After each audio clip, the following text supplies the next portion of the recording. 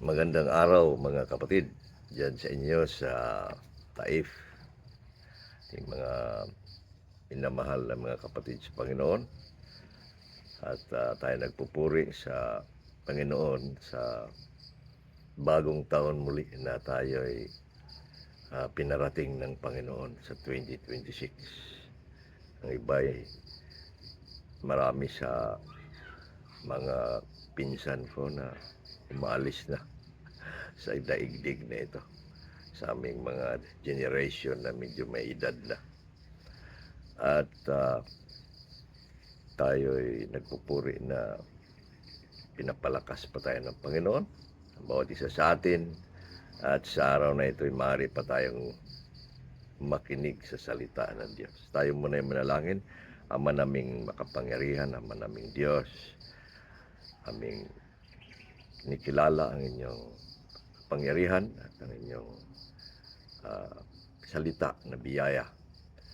Dalangin namin na makinig kami ng maayos at makaunawa ng matapat upang tanggapin namin ng may karunungan ng inyong salita na siyang gumagawa sa aming buhay.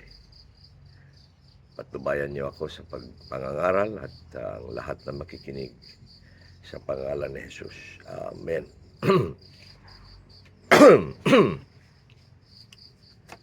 Sinsya na mga kapatid, medyo may kunting karamdaman ako sa araw na ito. At pilit ko lang na mangaral sa inyo. Medyo gumagaling na ako pero hindi pa masyado.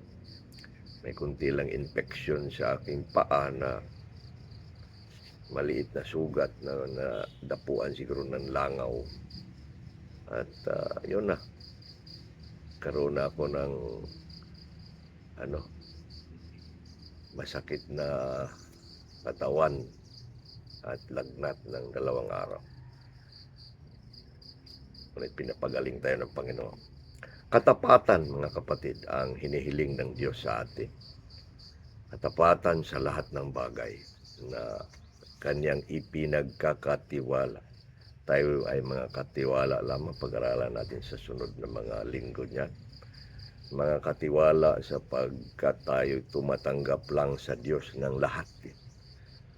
Lahat mula sa buhay, hininga, mga bagay-bagay, ang ating buong pagkatao.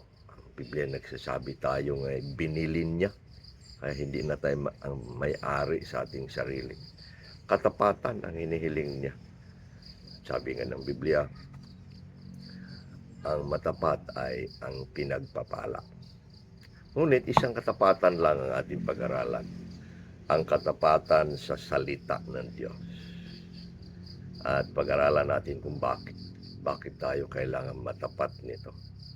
Bakit tayo kailangan magpatuloy nito. Bakit tayo kailangan magkaroon ng puso't damdamin na ibigay ang lahat ng ating sarili sa salita ng Diyos. Sabi nga ng Diyos sa Marcos 12:30, ibigin ninyo ang Panginoon ninyong Diyos ng buong puso, buong kaluluwa, buong pag-iisip doon. Pag-iisip natin sa Diyos, sa salita ng Diyos. Buong lakas pa sa katapusan. Kaya ang pag-iisip natin na nakatuon lagi sa katapatan sa salita ng Diyos. 3 bagay lang mga kapatid ang ating pag-aralan sa pagiging matapat sa salita ng Diyos. Bakit kailangan tayong matapat? Una, sapagkat binuhay tayo sa pamamagitan ng salita ng Diyos. Ang ating buhay, dahil buhay tayo ayon sa Genesis ng ang ating mga magulang ay nagkaroon ng buhay. Sila'y mga nilikha ng Diyos. Kaya ang lahat ng bagay ay nilikha. Ang Genesis 1, hanggang 2 ay nagsasabi ng paglilikha ng Diyos. At isang paglikha ayon lang sa salita. Wala namang gumagawa ng ganon, na salita lang. Tayo nga ay masama sa atin ang nagsasalita na walang gawa. Pero ang Diyos sa kanyang salita, gumagawa na. At yan ay makita sa Henesis, sa simula ay linikha ng Diyos ang lahat ng bagay. Nilikha niya ayon sa Juan 1:13, lahat ng mga bagay ay linikha sa pamamagitan niya. Yung palang ang salita mismo ay si Kristo na lumikha ng lahat ng bagay. Kaya ayon sa Henesis 2:26 at 27, linikha tayo ng Diyos sa pamamagitan ng salita at ayon sa kanyang wangis. Ayon sa kanyang wangis, ayon sa kanyang kabanalan at katuwiran. Pangalawa, linikha tayo pangalawa sa salita ng Diyos sa kaligtasan natin. Nung namatay ang tao sa pamamagitan ng kasalanan, sabi ng 5:12 ng Roma, na ang lahat ay nangamatay dahil sa kasalanan ng isang tao, ay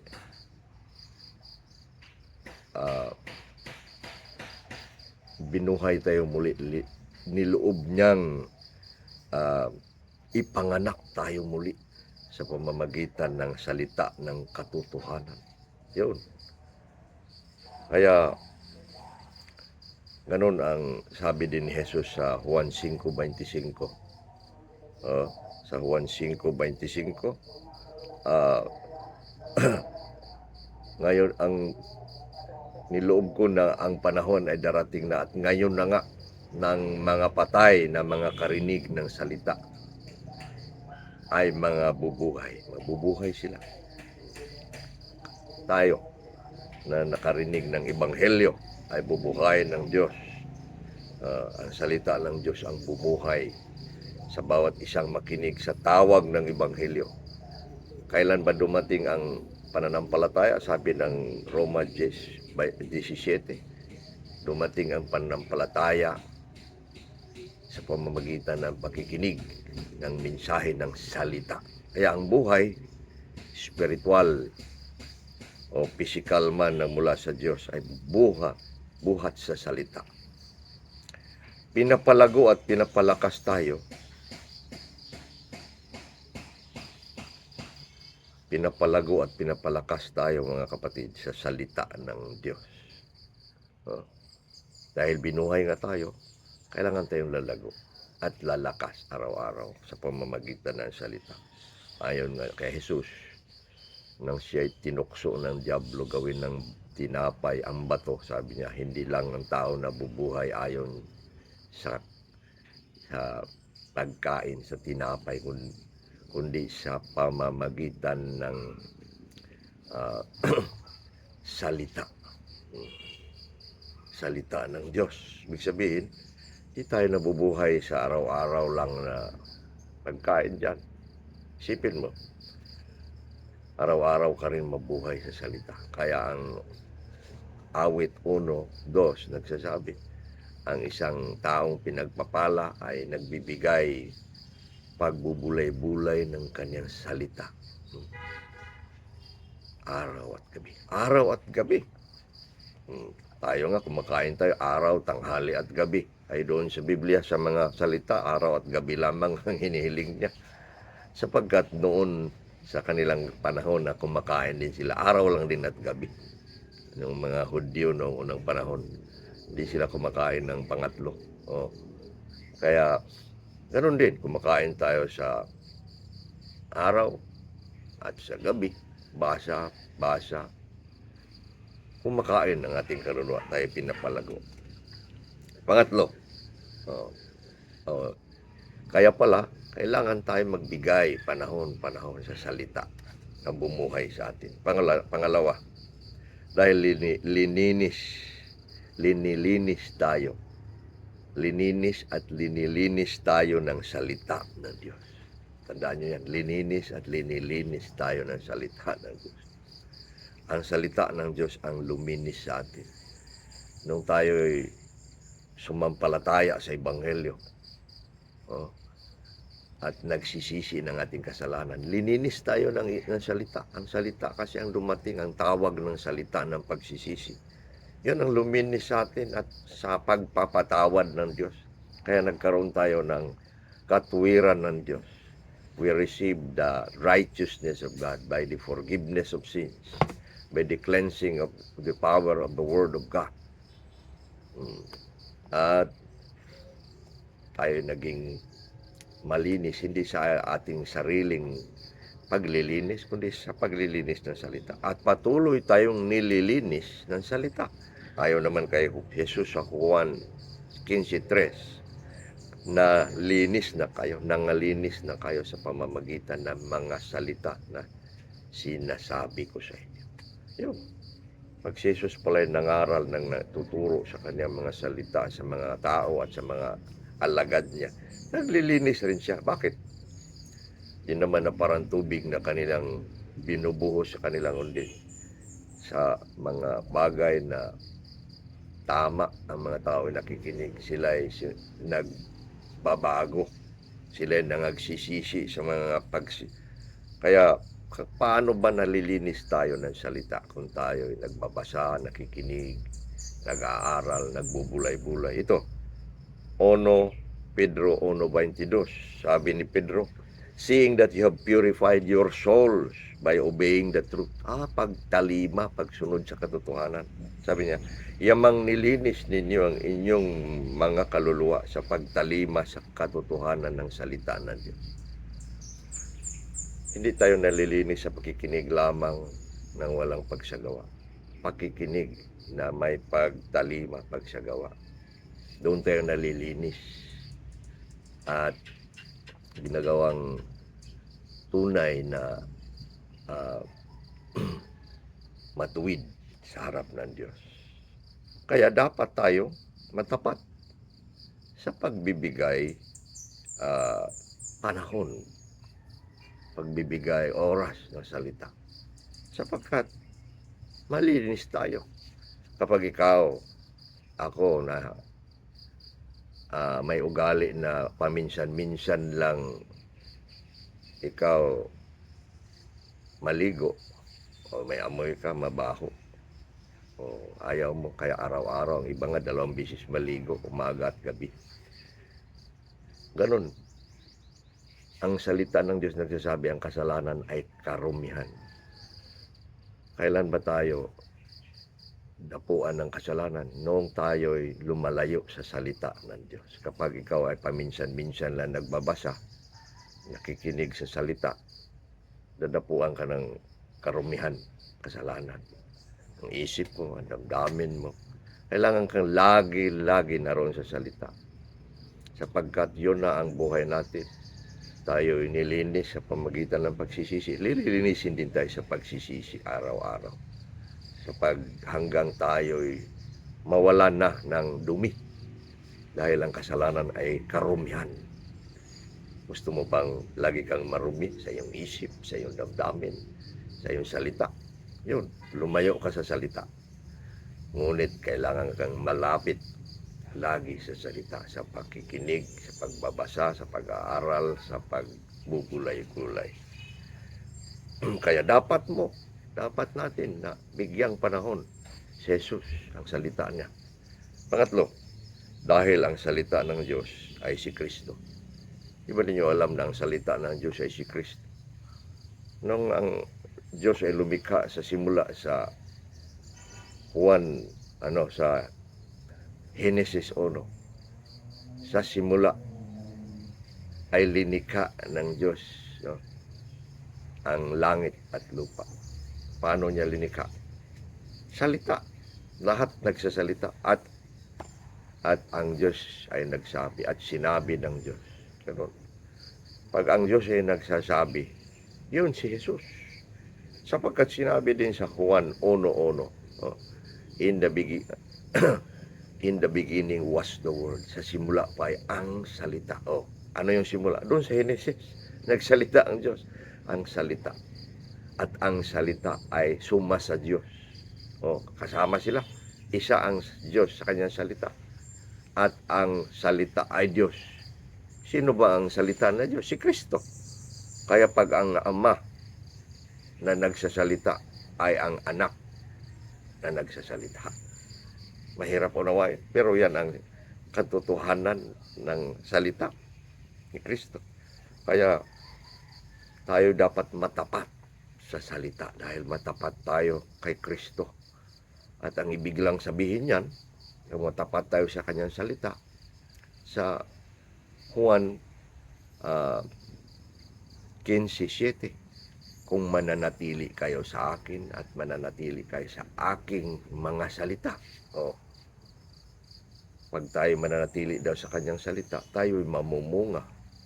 Kaya kailangan tayo manatili sa salita sapagkat ang pananatili sa salita ay pananatili kay Kristo. Kaya ang ating katapatan sa salita ng Diyos ay kailangan sapagkat si Kristo ang salita. Si Kristo ang ating pinanatilihan. Naroon tayo para tayong mga sanga na siya ang puno at hindi maaring hihiwalay sa puno. Hindi maaring hihiwalay sa puno ang sanga. Tandaan nyo yan. Hindi maaari sapagkat pag ihiwalay siya, ikaw ba'y humihiwalay? Baka hindi ka sanga ng puno. Kasi ang mga sanga ay hindi humihiwalay. Kasi pag humihiwalay sila, sabi ni Jesus, sila ay puputulin at susunugin, mga matay na sanga. Hindi talaga tunay na sanga. Kaya nangailangan lamang na mananatili tayo sa salita na si Kristo. Ibig sabihin, matapat tayo sa kanyang salita. At deklarasyon ni Kristo sa Juan 8:31, if you continue in my word, then you are truly my disciples. Tingnan nyo, kung magpapatuloy kayo sa aking mga salita, kayo nga ang aking mga alagad. Tingnan nyo, yung nagpapatuloy, yung nananatili at nagpapatuloy kay Kristo at sa kanyang salita, sila ang kanyang mga alagad. Alagad ka ba ni Kristo? Nagpapatuloy ka ba? Huwag mong linggo-linggo lamang ang inyong pag-aaral ng salita. Ikaw ba'y na may ugali na linggo-linggo ka lang makikinig kagaya ng aking pagsasalita sa inyo at araw-araw ayaw mo at hindi ka? Baka hindi ka tunay na alagad ni Kristo. Ibig sabihin, marumi ka na dahil hindi ka naghuhugas, hindi ka nagliligo sa salita. Yung salita ay sabi kanina, naghuhugas, naglilinis. Dahil ang kasalanan ay karumihan. At ang tunay na kabahagi ni Kristo na kanyang sanga ay hindi maaaring humihiwalay sa puno. At yan ay nagpapatuloy na nananatili. Ibig sabihin, matapat sa salita ng Diyos. Ang pahayag 19:13 nagsasabi, at nakita ni Juan ang tao, sabi niya, na bababad sa dugo ang kanyang damit. At ang taong yaon ay tinapangalanan ng salita ng Diyos. Yung pala si Kristo, na bababad sa dugo dahil dugo tayo binili. Ang salita ng Diyos ay ang Kristo na naging tagapagligtas natin, na dapat tayong matapat na siyang ating Panginoon, na siyang ating susundin sa ating buhay sa pamamagitan ng pagtalima sa katotohanan. Dalangin natin na sa 2026 maging tunay tayong matapat kung matapat ka sa anong bagay, sa lahat ng bagay. Ito ang dapat matapat ka araw-araw. Hindi mo dapat kaligtaan, hindi ka dapat umalis, hindi mo dapat malimutan ang salita ng Diyos na dapat mong bigyan. Sabi ni Kristo, ang tao hindi nabubuhay sa tinapay lamang o sa pagkain lamang, kundi sa bawat salita na nagmumula sa mga bibig ng Diyos. Yan ang ating pagkain, araw at gabi. Araw at gabi. Manalangin tayo na punuin tayo ng Panginoon sa katotohanan ito, sang ng buong karunungan at pag-unawa. Dalangin natin na mangyayari sa 2026. Panginoong Diyos, aming pinapasalamatan ang inyong salita ng biyaya na kami nakinig sa araw na ito. Turuan niyo kami sa katotohanan ito, sa pagsagawa nito, sa pagbibigay panahon ng inyong salita na nagpapatunay na kami ay inyong mga alagad na nananatili at nagpapatuloy upang kami ay palakasin at palaguin araw-araw. Dalangin namin na ang katapatang ito ay magpapatuloy sa amin sa 2026 hanggang sa inyong pagdating. Sa pangalan ni Kristo Jesus. Amen. Bawat mga kapatid, panalangin nyo na mas gagaling pa ako. At purihin pa lang Diyos dito sa gawain namin sa Cagayan, doon sa Bukidnon, na sa linggong ito ay may 5 kabataan na naging kasama sa iglesia kasi nagbautismo kami nung linggo. Nagbautismo kami nung linggo ng 5 mga kabataan. Edad mga 16, 15 at 17. Mga bata at malalakas sila. At sa pangalawang linggo na nilang nagsamba, kaya nagbautismo kami.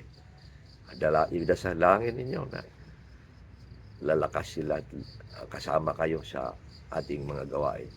At idalangin din natin dyan sa inyo na may mga tao ring sasama sa inyong gawain. At idalangin nga ninyo na may isa naman lang sa inyo, bunga, na